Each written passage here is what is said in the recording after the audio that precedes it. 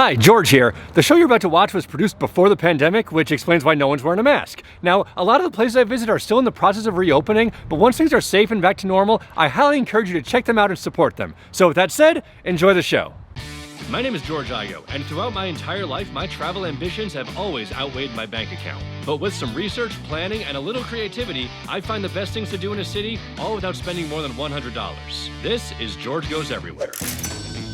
Hello and welcome to George Goes Everywhere, the show where we explore a city and see as much of it as we can, all without spending more than $100. I'm in Milwaukee today. Actually, hold on one second.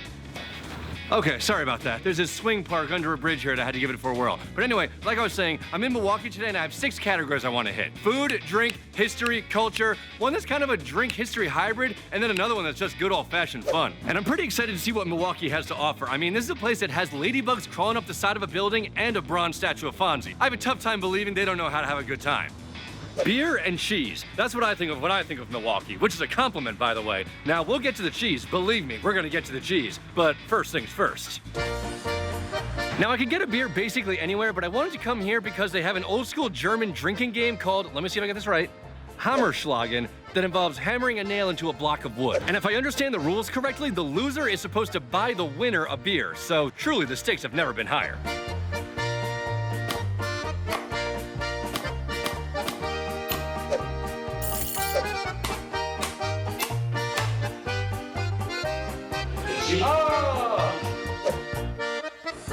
Well, all right, a game where you can actually win free beer. I think schlagen might be my new favorite game.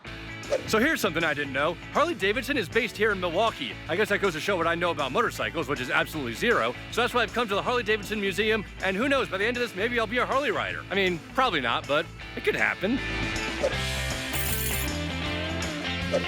They just have this entire lineup of bikes. It's like you can see just decades of motorcycles all in one view. It's really pretty cool to see the evolution of it all. Now, you're not allowed to actually get on any of these, which is a bit of a tease, but it's my understanding that there's an area downstairs where you're actually able to get on some of the Harleys, so looking forward to that. I like this one, 1907. It's like a bicycle that they just strapped a motor to. Bet this was really fun to ride. Got the engine room, all the engines from the motorcycles just lined up on the wall.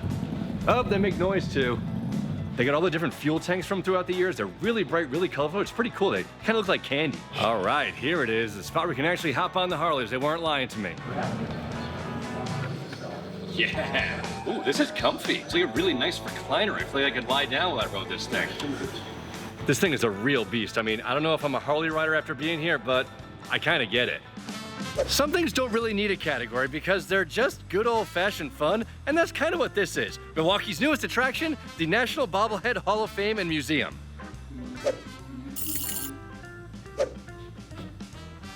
So I knew this place would have a lot of bobbleheads, but there's even more than I was expecting. There's 6,500 of them here. And it's really well organized. I got it segmented by sport generally. You got the baseball and basketball and football and hockey areas, and then it's segmented by team within those sections. And then you have another area that's all pop culture, political figures. So it's a lot, but it's not overwhelming. I realize this is a bit of a get off my lawn kind of statement, but I feel like back in my day, bobbleheads used to bobble a lot more. I feel like these days they're kind of more shaky heads than bobbleheads. They also have an area where you can write suggestions for what bobblehead you think they should make next, and I think I got a pretty good idea.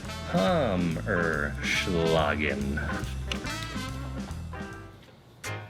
So I'm headed to a bar. Shocking, I know. But there's something very special about this bar because in the basement is the oldest bowling alley in the country. It's been there for over 110 years and it's virtually unchanged since 1908. This place is actually even cooler than I thought it would be. There's actually a person who manually sets the pins. Nothing is automatic. It's all exactly like it was in 1908. And not only is the bowling alley awesome, but the bar upstairs is awesome. It's been in the same family for 5 generations and no one but family members even works here. It's the kind of story you just don't hear anymore. But enough talk, time to bowl.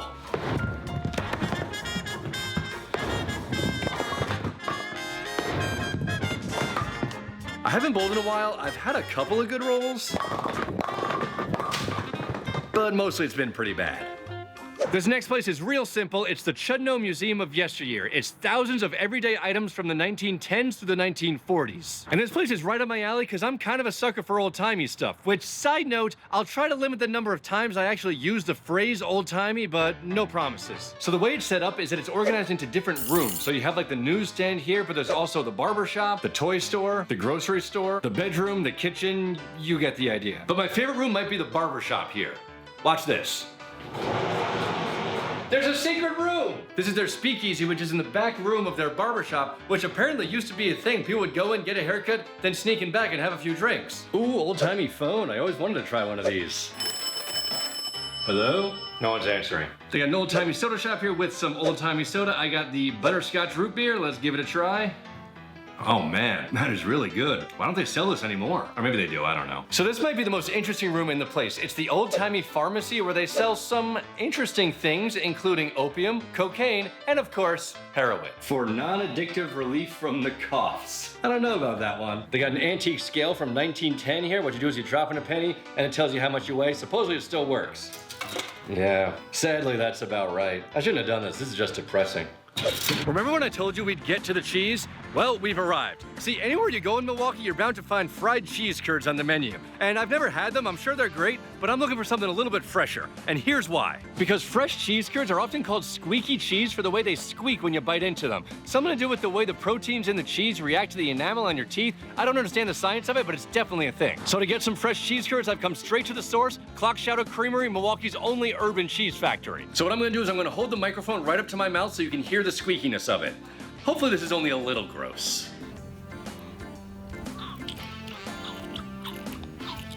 Well, I could definitely hear it. I'll have to play the footage back to hear what it sounded like, but it was very squeaky.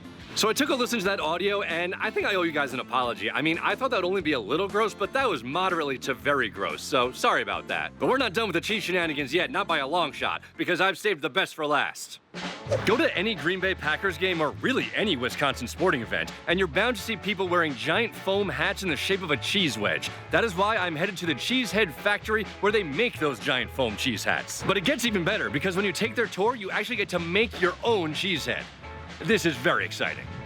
Looking good. All right.